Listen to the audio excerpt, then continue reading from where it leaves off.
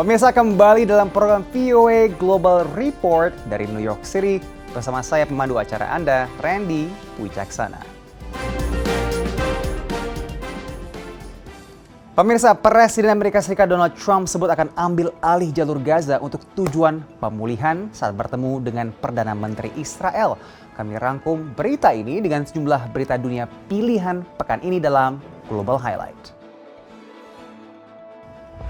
Setelah umumkan pengenaan tarif terhadap Meksiko dan Kanada, Trump umumkan penundaan kebijakan tersebut setelah melakukan komunikasi dan negosiasi dengan Presiden Meksiko Claudia Sheinbaum dan Perdana Menteri Kanada Justin Trudeau.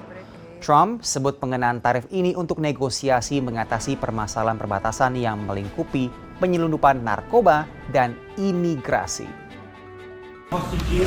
Di pekan kedua kepemimpinannya, Trump bertemu dengan Perdana Menteri Israel Benjamin Netanyahu di Gedung Putih Selasa 4 Februari kemarin. Keduanya bicarakan normalisasi hubungan Israel-Saudi hingga soal pengambil alihan Gaza untuk pemulihan. The U.S. will take over the Gaza Strip and we will do a job with it too. We'll own it and be responsible for dismantling all of the dangerous unexploded bombs and other weapons on the site. Level the site and get rid of the destroyed buildings, level it out, create an economic development that will supply unlimited numbers of jobs and housing for the people of the area. Warga Palestina di Khan Yunis mencari nama mereka di daftar distribusi penerima bantuan. Para penerima bantuan mengeluhkan bantuan yang mereka dapatkan masih kurang untuk memenuhi kebutuhan harian mereka. Warga Palestina juga menolak wacana pemindahan mereka ke Mesir atau Yordania. Angkatan Laut Amerika Serikat ini berangkat ke Teluk Guantanamo untuk operasi deportasi migran Presiden Donald Trump. Presiden Trump telah umumkan akan gunakan fasilitas penahanan di Guantanamo, Kuba untuk menampung 30.000 imigran tanpa dokumen. Aktris Taiwan Barbie Hsu meninggal di usia 48 tahun akibat komplikasi influenza. Barbie Hsu populer di awal tahun 2000 lewat perannya sebagai Sunshine di serial Meteor Garden.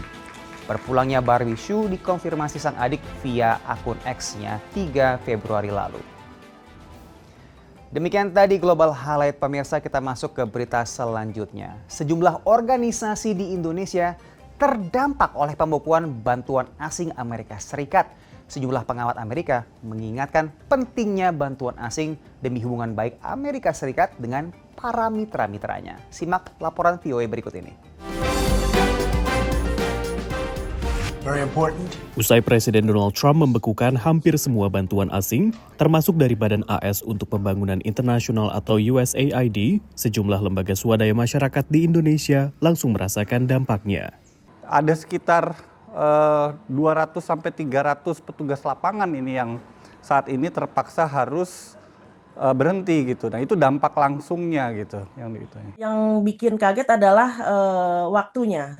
Kami tidak menyangka bahwa ini secepat ini dan semasif ini gitu ya. NGO-NGO yang di bawah USAID yang mendapatkan pendanaan langsung dari USAID dan bekerja langsung dari USAID itu bahkan juga tidak bisa berkomunikasi dengan USAID.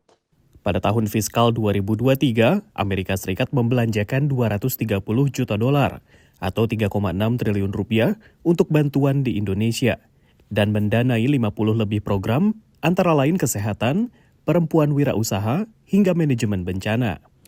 USAID dengan kantor pusat di belakang saya ini didirikan tahun 1961 di bawah pemerintahan John F. Kennedy untuk melawan apa yang disebut sebagai pengaruh Soviet. USAID hanya menggunakan anggaran pemerintah federal tak sampai 1%, namun merupakan lembaga penyediaan bantuan terbesar di tingkat global dan beroperasi di berbagai belahan dunia, termasuk Indonesia. Presiden Trump melakukan pembekuan 90 hari, seraya meninjau program-program supaya sejalan dengan kebijakan utamakan Amerika atau America First. Departemen Efisiensi Pemerintah yang dipimpin bilioner Elon Musk menyatakan Presiden Trump setuju untuk menutup operasi USAID. Situs USAID kini menyatakan pegawainya di seluruh dunia akan dicutikan dan dipulangkan ke Amerika. Langkah ini belum pernah terjadi, mengingat bantuan asing selalu didukung presiden baik dari Partai Demokrat maupun Partai Republik, menurut pengamat. In fact, some of the biggest increases in the last several decades have come from Republican presidents. For example, Ronald Reagan in his first administration presided over a very large increase in U.S. foreign aid. Bantuan asing juga membantu keamanan nasional Amerika. Menurut Patrick Cronin, yang pernah menjabat sebagai orang nomor 3 di USAID pada era Bush. We also went into trouble spots, so-called fragile states. Some of them were very much hot spots, like Afghanistan and nation building or rebuilding. Para pengamat memprediksi ini melemahkan pengaruh Amerika di negara-negara mitra dan menjadi peluang bagi pesaing Amerika di kawasan. You are really in need of building up expertise, rapport, goodwill. And our foreign assistance programs are definitely a means to doing all of those things, even if, again, specific programs can be discarded, added, shrunk, expanded. So the suspension of foreign aid, I think, risks ceding vital ground to China, particularly in Southeast Asia. Dari Washington DC dan Jakarta, Rio Tuasikal dan Hafiz Sahadewa, VOA.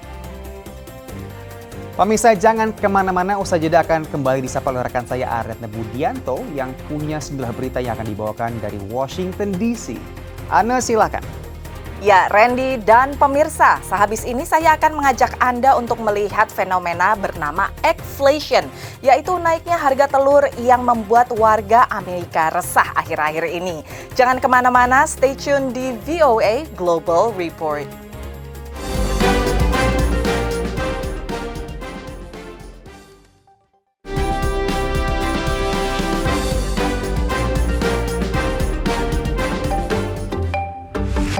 Pemirsa, di segmen kedua VOA Global Report kembali saya Aryatna Budianto mengantarkan update terkini dari ibu kota AS Washington DC. Akhir-akhir ini warga Amerika resah akibat naiknya harga telur dan minimnya persediaan. Inflasi harga telur atau yang disebut eggflation terjadi sejalan perebakan flu burung yang menurut Departemen Pertanian AS telah menyebabkan pemusnahan 20-an juta ayam petelur hanya dalam beberapa bulan saja. Lonjakan harga telur ini terutama memukul bisnis restoran dan UMKM. Selengkapnya dalam liputan Nova Purwadi.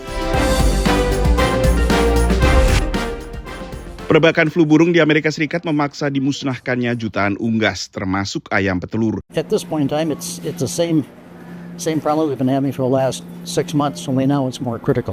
Harga telur pun terus merangkak naik di supermarket, menambah beban bagi konsumen. I couldn't believe it. We just bought eggs, and they were like $11, $12. They were, I saw they ranged from $6 to $8 for just even like a dozen of them. And that was, I even said to myself, I'm like, this is blasphemy, it's just robbery, it's really expensive. Pemilik restoran UMKM pun ikut tertekan. I just hope things change. In all reality, I don't see it happening, but I can just pray for it. Just pray that small businesses like myself weather this storm. Blackberry Cafe milik Sekia di Phoenix, negara bagian Arizona, menyajikan hidangan untuk sarapan. Artinya, banyak hidangan di sini berbahan telur. We were paying $47 a case for eggs. This last week, our delivery was $91 and change for a case. So basically, that's almost 50% increase. Di New Haven, negara bagian Connecticut, restoran Zoe's juga menyajikan hidangan untuk makan pagi. Dan setiap pekannya, restoran ini menggunakan ribuan telur. The price have gone up dramatically. Just last week to this week, our price have gone up 15% on the case of egg. From October of last year till now, which is 4 months, we've gone up over 200%. Bila memungkinkan, Peter tak ingin menaikkan harga untuk konsumen. We may have to switch to a different size egg. Another thing they're talking about is brown eggs versus white eggs. Not that I think there's a difference. Sementara pemilik Twin Pines Diner ngaku tak punya banyak pilihan lain. Have no choice because everything else go up, but the eggs, the most we sell here. We have to buy it. Doesn't matter the price. Bukan hanya restoran yang fokus pada makan pagi yang terdampak. Bakery alias toko roti juga tertekan dengan meningkatnya harga telur yang menjadi salah satu bahan inti bagi adonan beragam roti dan kue. I was at Restaurant Depot yesterday and took a peek, and they are up to $106 for 15 dozen, and they were $22 a year ago. We don't like to have to go and buy, retail, but we certainly will. And we have found, especially in the last week, that there's been a couple opportunities where retail pricing has been better than wholesale pricing. Sejumlah restoran dan toko roti UMKM yang membeli telur mereka dari peternakan lokal mengaku tidak terlalu terpengaruh dibandingkan dengan yang membeli dari grosir. Ini karena harga telur dari peternakan lokal relatif mahal. Karena relatif tingginya harga produksi, tapi tidak mengalami volatilitas tinggi seperti halnya harga telur dari grosir. Dari Washington DC, saya Nova Purwadi dan tim VOA.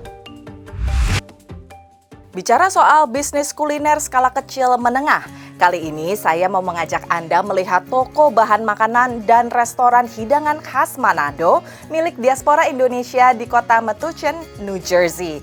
Walau baru berusia 2 tahun, Ditas Market sering mendapatkan penghargaan dari Kadin setempat.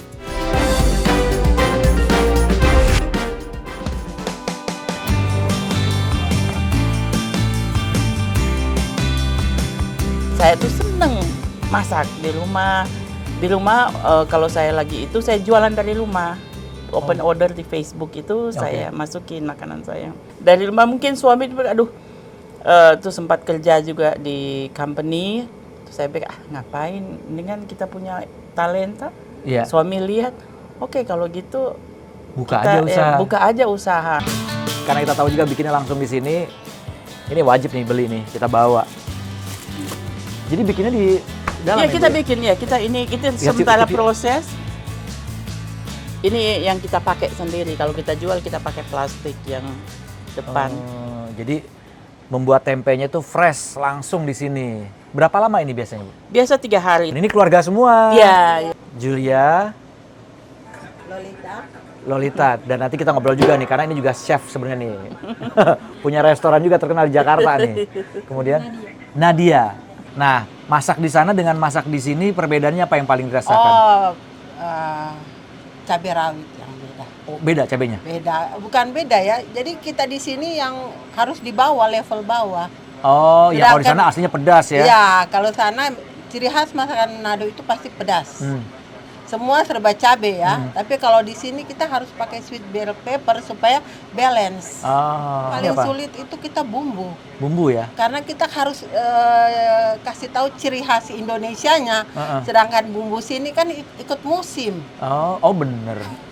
Itu dia ya. Jadi ada yang menu-menu yang kita harus pakai kemangi. Kita nggak pakai kemangi. Pakainya apa dong? Ya kita pakai daun bawang aja. Dan kita harus ada daun kunyit. Sedangkan daun kunyit sama daun jeruk itu di sini nggak ada. Kita harus kirim dari Indonesia. Come here quite often.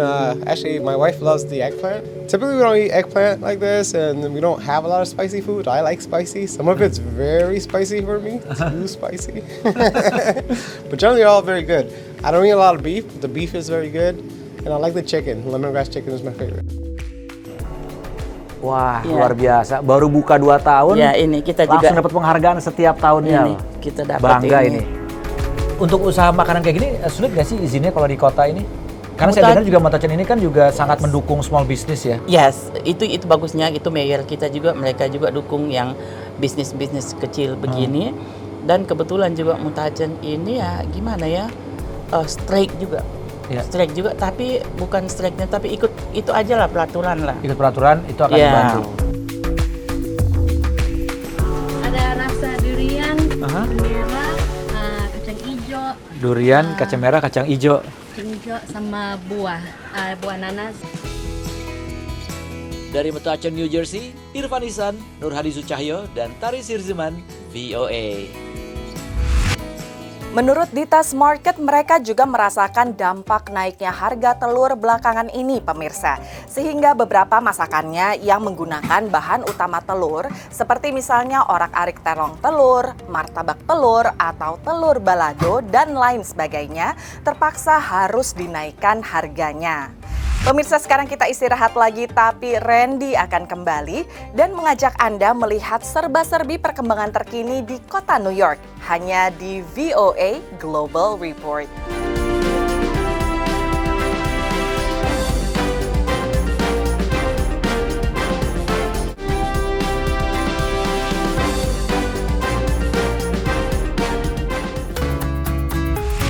Welcome back to New York City, pemirsa. Pemirsa, di New York kini mobil resmi harus bayar Rp150.000 untuk bisa masuk ke dalam pusat kota. Ada satu kawasan di Manhattan, ini namanya Midtown, yang memang dikenal sebagai kawasan bisnisnya New York. Termasuk di dalamnya adalah Times Square. Berita selengkapnya, kita simak. 5 Januari resmi jadi hari di mana semua kendaraan roda 4 mulai wajib bayar masuk pusat kawasan Manhattan di kota New York. Perharinya, mobil dikenakan tarif $9 atau sekitar Rp150.000. 1,400 cameras, over 110 detection points, separate detection points on the borders of the congestion zone and within the zones. There are well over 800 signs, and there are 400 lanes of traffic that are within the zone. Masih terlalu dini untuk ketahui efektivitasnya, namun berdasarkan data pekan pertama yang dirilis pengelola, kebijakan ini menunjukkan harapan. Pekan pertama pengenaan biaya tol masuk Manhattan, pengelola sebut volume mobil masuk kota turun 7,5%. Dari rata-rata 583.000 mobil per hari, jadi hingga 475.000 mobil per hari. Namun sampai dengan saat ini belum ada data seputar jumlah pemasukan. Sesuai ekspektasi, para pengendara roda 4 jadi yang paling dulu kemukakan keluhan mereka. All these people making those decisions, they don't live in the city. They even don't know what's going on here. My mom has to come here almost twice per week. She has knee surgery, and we have to pay for this this congestion price. It's horrible. Sementara para pengguna transportasi umum dan pejalan kaki optimistis dengan kebijakan ini. We have an interest to solve congestion. We have an interest to invest in mass transit. So I do think this is worth trying and testing out. Well, I'm all in favor because we need to improve our subway system, bring it up to date, and also bring traffic under control and reduce pollution. Pemasukan dari tarif ini dijanjikan akan dimanfaatkan untuk pengembangan dan perbaikan transportasi umum New York, termasuk kereta subway yang tua dan belakangan sering dapat keluhan para penggunanya. In other cities that have implemented this program, there was certainly an adjustment period. It was very unpopular at the start, and then people who lived in the area began to appreciate the reduction in traffic and the increased transit services. Dari New York, Randy Wucaksana dan tim VOA. Soal kebijakan tol ini, pemirsa, Presiden Trump belakangan angkat bicara dan sebut mau berhentikan kebijakan ini karena dianggap merugikan ekonomi New York. Kita ke berita berikutnya yang masih dari kawasan New York. Ada antrian panjang di New York, bukan untuk beli telur, bukan pula untuk masuk tol. Tapi orang-orang ini mengantri untuk mencium aroma bunga bangkai. Warga New York ini ramai-ramai mengantri untuk mencium bunga bangkai yang khas. So many different smells. We got some stinky cheese, some poop smells, some kind of sweaty. Ooh, now I get the sweaty sock smell, foot smell. And then like once in a while I actually get this like very fleeting, thin, pleasant floral smell. But that's not as often as the bad smell. Bunga bangkai alias Amorphophallus gigas ini mekar untuk pertama kalinya sejak tiba di Brooklyn Botanical Garden 7 tahun yang lalu. Ini adalah peristiwa yang sangat langka, mengingat bunga endemik Sumatera ini mekar setiap 2 hingga 10 tahun sekali dan rata-rata hanya sekitar 24 jam.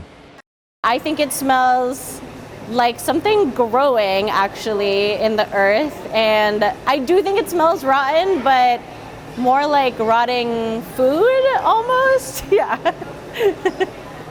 Ketika mekar, bagian kuning bunga yang seperti paku disebut spadix berdiri tegak hingga kelopak di sekelilingnya mekar dan menarik penyerbuk ke bagian reproduksinya. Kemudian bagian yang berwarna kuning runtuh. So carrion beetles that would be attracted to stuff that smells kind of putrid. So like poop or rotten eggs, stinky cheese, things like that. So like all plants, flowers that smell beautiful are, attracting bees, or they're attracting hummingbirds or other birds. this is attracting beetles and flies. Brooklyn Botanic Garden adalah satu dari hanya 10 kebun raya di dunia yang punya koleksi bunga bangkai, menurut Botanic Gardens Conservation International atau BGCI. Saking antusiasnya warga New York, jumlah pengunjung kebun raya ini sampai membludak. Amazing. All of Brooklyn has come out to see this flower today, one of the coldest days of the year. We've had 5 times our normal attendance today. Terakhir, bunga bangkai mekar di kota New York adalah pada tahun 2019 di lokasi yang berbeda, yakni New York Botanical Garden di Bronx. Bunga bangkai tercatat mekar pertama kali di Amerika Serikat pada tahun 1937. Saking bersejarahnya peristiwa ini, bunga bangkai bahkan sempat ditetapkan sebagai simbol resmi dari Bronx di New York City sebelum akhirnya diganti menjadi bunga lili pada tahun 2000. Sekian Global Report pada episode pekan ini. Kami mohon undur diri. Saya Randy Wicaksana. Sampai jumpa.